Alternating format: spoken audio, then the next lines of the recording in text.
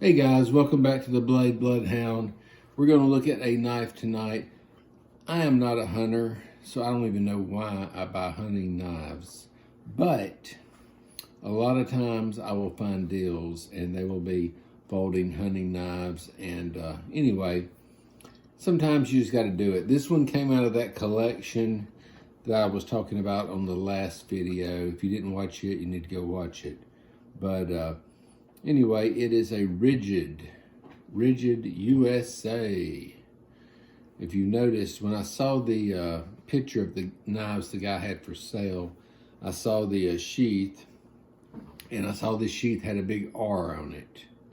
So before he even told me what the knife was, I knew. I said, that's going to be a Rigid knife, or either he just has a sheath for it. But very cool knife. It's a lock blade. Now this is funny to me. So I went and got the knife and I'm like, what's up with this sandwich bag? So I've never heard this. I've been doing knives for a long time. A lot of times I'll put a knife in a sheath, you know, it gets green on the brass bolster or whatever. So the guy I got this from had a sandwich bag.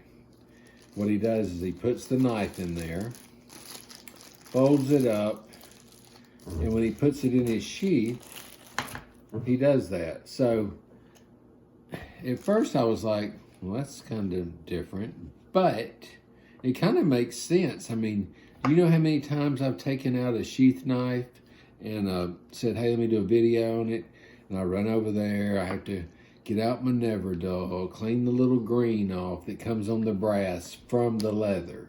So, you know what? It's kind of a good idea. I mean, now will I go upstairs and open every knife I own and do this? Probably not. But you notice I didn't throw this bag away, so it's still there. But a very cool knife. One of my buddies had bought another Rigid from him, which was a good knife too.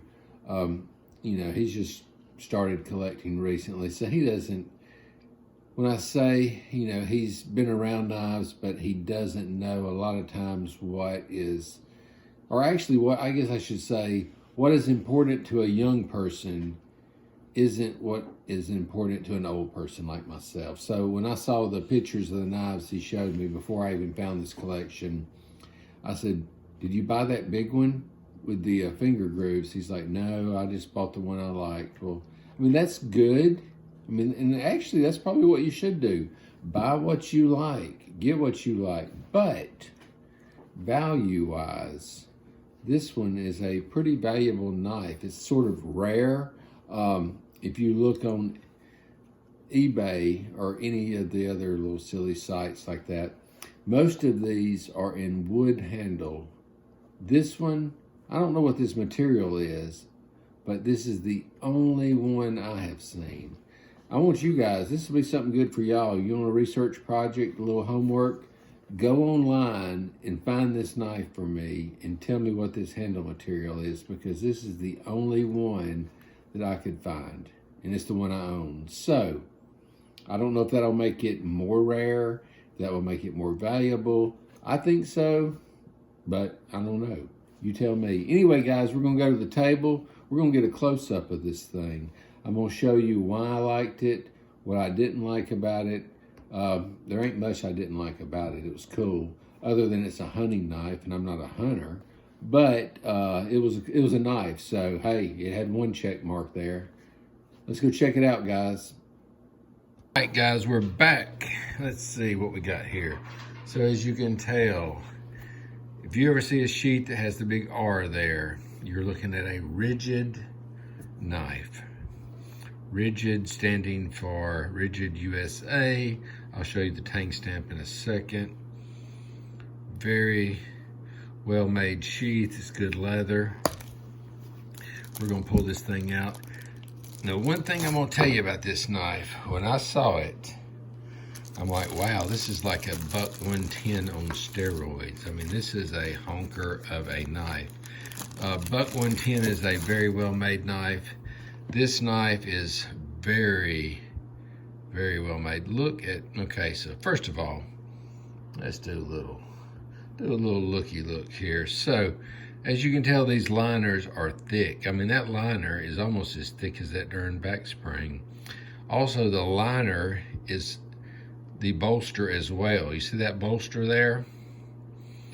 It is part of the liner, so it's a pretty cool design. What they did was they made the bolster and the liner as one piece. Very, very smart in my opinion. Now these handles, I have not figured out yet what they are. If you go online, you're going to see a ton of wooden ones in this design. Like I was saying earlier, you're not gonna see a ton of this scale. This is the only one I've seen like this. I'm sure there's more. You know, maybe I just don't know how to look up stuff well, but I thought those handles were kind of cool. They were unique. Everybody's got the wood ones. Everybody wants a ton for the wood ones, but I like the fact that these are different. We'll try to zoom out here. Look at that. You talk about a house. So I love the fact that it has the finger grooves. I've got big hands and you can tell that they just fall right, and look there, it falls right into place. I mean, we're talking about a beefy, thick, well-made knife, lock blade at that. Also, I thought it was super cool. It is a drop point. So the blade is marked Rigid USA. Right here, look on the back. Comes down a little bit here, like a little swedge in a way. For some reason, this video, let's see, okay, there it comes. You can see it a little bit. Still like that. See how it kind of swedged down on the sides there? The back of the blade here. Now this one, I wrote down the model number because I did not want to mess it up. And what did I do? I didn't bring it over here with me. So I believe, I'll tell you what, I'm just gonna pause it. We're gonna go over there and get that number. Hang on a second. Short intermission. So anyway, it's a Rigid Caddo, C-A-D-D-O. And it's they call it a R-11. Now it's not stamped that on the blade. So I had to actually do a little bit of research. And I was like, why would they not put that marking on the blade somewhere? And as you can tell, I'm looking now just to make sure they didn't. Thought that was odd. I don't own any Rigid knives, by the way. Never had one. Well, I shouldn't say that. I probably had one, but this is the first one I've picked up and kept. But this came out of that collection. Now, I did notice this scroll right here. It's like a dot there. Or it looks like a dot to me. Interesting. Now, on this one, I sort of cleaned up the bolsters, but I do not know what this is.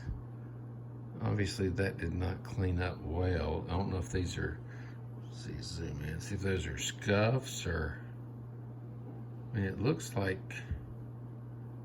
kind of looks like crud and goo to me. So maybe I just didn't clean it as well as I should have. But I just gave it a little light cleaning with some Never Dull. I didn't, you know, work on it with a knife eraser or anything, but I think I will later. This one here, look at there, it has a little bit of marking there. Now I know people that know how to sand and do all this stuff to the bolsters. Now I won't do all that. I'm hoping this is just surface and that I can use like a knife eraser or a buffer and just take that right off. We're gonna see. But this knife is huge. And when I say huge, I mean, it's a good sized knife, but also it's a heavy knife. I mean, I don't know how much it weighs. I wish I had a scale to show you, but it is like when I was teasing y'all earlier and said a $1.10 on steroids, I really meant it. It's a heavy, well-made knife. Very, very well made. I love that it has a drop point. So the things that struck me about this knife was finger grooves, that's always cool. Drop point blade, and you can't go wrong with that. I love how that goes down like that. I should have brought a $1.10 down here and showed you for comparison. I'm gonna get a tape measure I have here. And we're gonna see, show y'all my fine measuring skills here. All right, what we got here? So it's over 5 inches long. Let me get to the biggest point. There you go. About right. I'm trying to see where the biggest is. There we go. So, I mean, this is a good sized knife. And then, I mean, it's, I'm trying to think where the thickest point would be.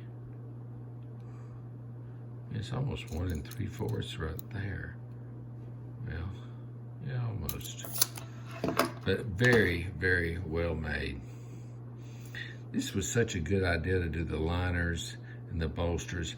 I've never paid attention really to any bucks and stuff to see. I mean, they may do the same thing, and I might be telling y'all something that's standard. But to me, it was a new thing. But wow, I mean, locks in place. I mean, we have no movement. I mean, not at all. And I love the rigid tang stamp. We'll zoom in on it. I love how it has the cursive Rigid USA stamped under it. Great knives. If you ever see one of these at a good deal, I mean, I recommend you get it. I have never really picked up a lot of them. Like I said, this is probably, I mean, it's the only one in my collection. I can promise you that. I just don't have any. It's not something I really search for. I probably passed some up here and there and just didn't get them. But, you know, like I was telling you, I bought the collection to get the knife I wanted. This one was in it. It's a pretty valuable knife, I think. There were some other cool knives that I'll probably do videos on later. There was a bowie in there, a Western bowie with the box and all, but I mean, I've already done a video on one, an older one I have, so I don't know if I'll do a video on that or not. But very cool.